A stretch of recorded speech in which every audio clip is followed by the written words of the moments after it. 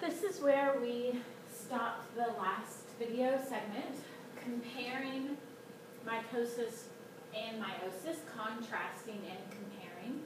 And so what we're going to focus in on today are two main goals of meiosis. The main goal really of mitosis is to create identical cells.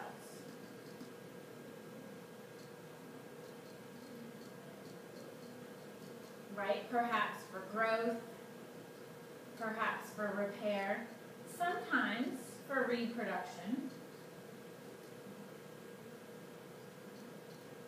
Sometimes, right? Keeping in mind that all we get when we reproduce through mitosis is identical copies.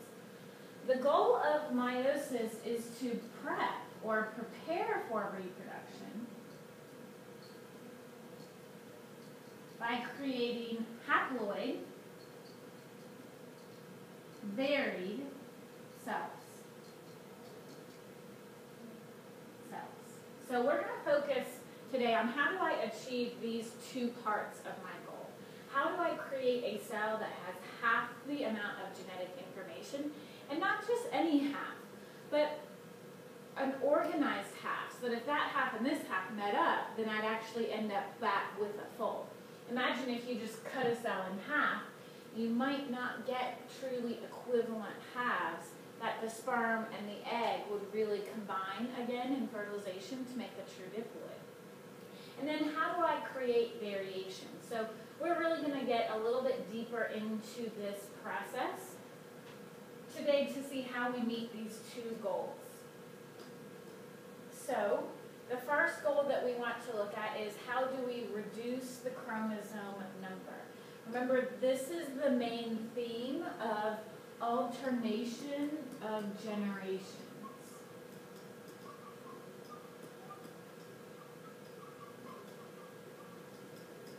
That I'm going to go from diploid to haploid.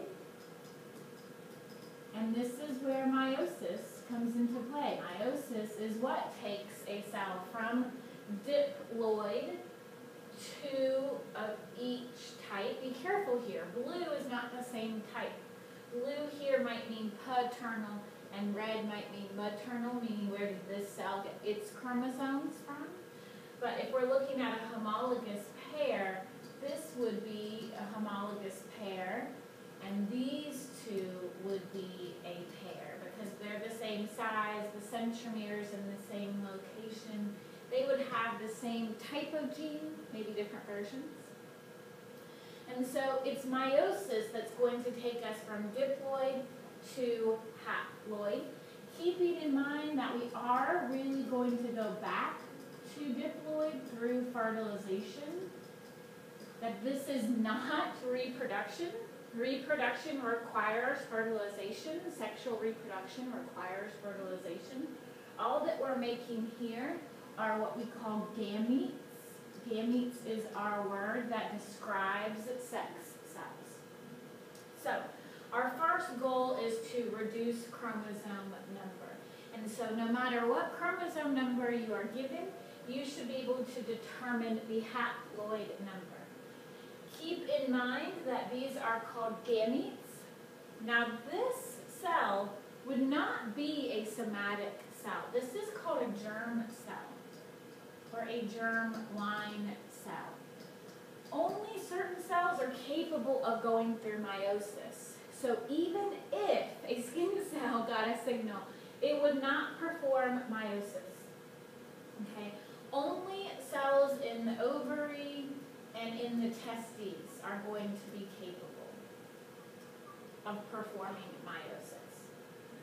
However, the number of cells in a germline cell is equal to the number of chromosomes in a germline cell is equal to the number of chromosomes in a somatic cell. So whatever ploid you see here should be the same as a skin cell, a liver cell, a brain cell, etc. Here we see that the chromosome number equals 4. This is probably one of the most important stages to keep in mind, is that I still undergo the S phase of interphase. I'm still going to replicate my DNA. I don't say that this is 8 now. I call this 4 doubled chromosomes. And so the most important thing about how to divide this is that it happens in 2 stages. Meiosis 1 is going to divide the pairs. So this number 4 makes it actually really easy to see. Keep in mind humans have 46. What I can see here is that each of these has a large and a small. Each of them has one from pair number 1 and one from pair number 2. Neither of the cells have 2 big ones or 2 little ones. They have one from each pair. And we'll talk later about how they arrange themselves is going to be important for variation. But the fact is that in meiosis 1, we call this the reduction division because I have actually reduced my chromosome number. One thing to keep in mind is you can count the centromeres. So here I see 1, 2, 3, 4 centromeres. That means I have 4 chromosomes. Here I would really only count 2. Each cell having 2, but keeping in mind that those are really 2 double. So what I've separated is the pairs. Separate the homologous pairs.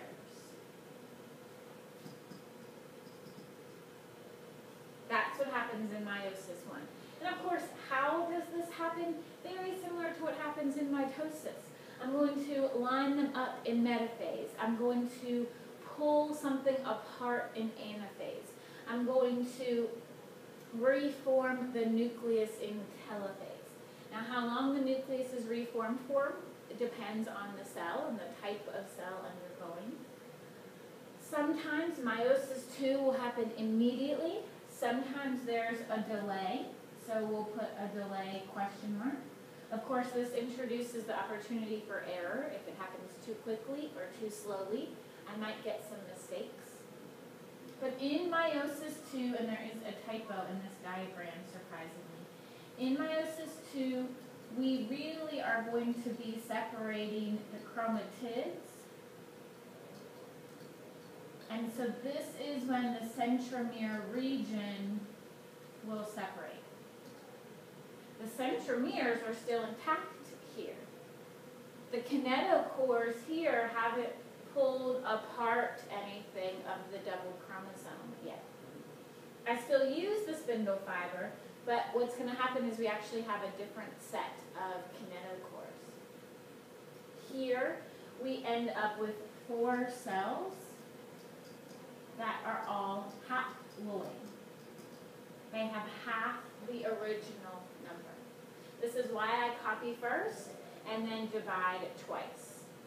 And so we do want to take just a second and look a little bit more about how the stages allow this to happen.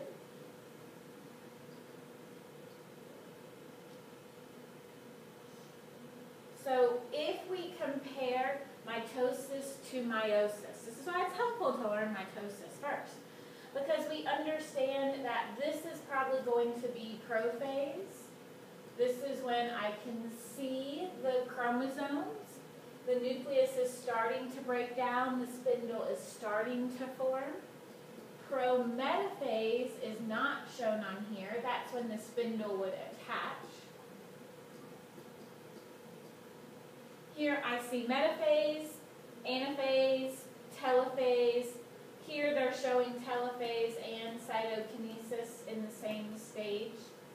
They skipped over interphase. So this isn't a perfect diagram, but it does kind of show us how the spindle fibers allow this to happen and how the organization, keeping in mind that this would be the metaphase checkpoint or the spindle checkpoint.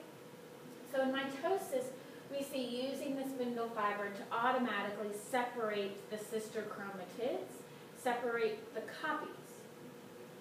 In meiosis, we're actually going to see that first we separate the homologous pairs. So in meiosis, and we are going to talk about crossing over in just a second, in meiosis during metaphase, the chromosomes are actually going to line up in what are called tetrads. Sorry. This is metaphase 1. Keeping in mind it happens all over again. So in metaphase 1, we're going to see the formation of what's called a tetrad. This is when the homologous pairs line up. Oh my goodness. Pairs. The board's being shady. This is when the pairs are going to line up. And the reason for that is going to allow us to ensure that we are separating the pairs first. So the tetrad is when the pairs line up.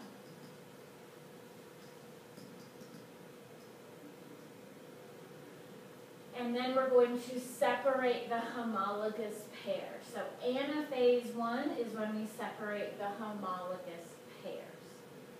At the end of meiosis 1, I have these two cells. Meiosis 2 will separate the chromatids. Here they're calling it daughter chromosomes. We also know them as sister chromatids. You don't need to know any specific explanation as much as be able to identify when we're separating the pairs and when we're separating the copies. The fact that that happens in two different stages. And so then that brings up a lot of questions about what sort of errors might occur. So your job for tonight is to really think about what sort of errors might occur, and if they happened, what would be the result. So thinking about one or two if-thens that might have to do with errors in separating or reducing the chromosome number. What could go wrong and what would the result actually be? So goal 1, remember, is to reduce the chromosome number. And we're able to do that because meiosis happens in two similar events. So we have meiosis 1 and then meiosis 2. Everything kind of happens exactly again. But the idea that first we're going to align the pairs and then separate the pairs, then separate the sister chromatids. Real quickly, I want to introduce to you one source of variation that you might have actually already noticed. During meiosis 1, the way that these homologous pairs line up is actually very important. This is why they're using the word independently. We are going to see something called independent assortment. I apologize for the thing. Independent assortment is what's going to happen. Here, we see that the blue ones, maybe the paternal, actually line up on opposite sides. So that when the spindle fibers are broken down, that the paternal are on opposite sides. In another instance of meiosis, it could happen that the blues line up on the same side. So while this meiosis produced a red with a blue each time, we could actually have gotten cells where there were two blues and two reds. And so that is a source of variation, that each time meiosis occurs, we get a new combination of which chromosomes ended up in which gamete. And so that is a source called independent assortment. You'll also have noticed in this picture that they kind of traded pieces as well. So the next section we'll talk about crossing over. It actually occurs during prophase 1. And this is when they're going to exchange similar pieces of a homologous chromosome. So we'll talk a little bit more about that as well. But for now, focusing on how does meiosis reduce the chromosome number? How do the stages allow for that? And beginning to think about if something happened, what would end up being the result?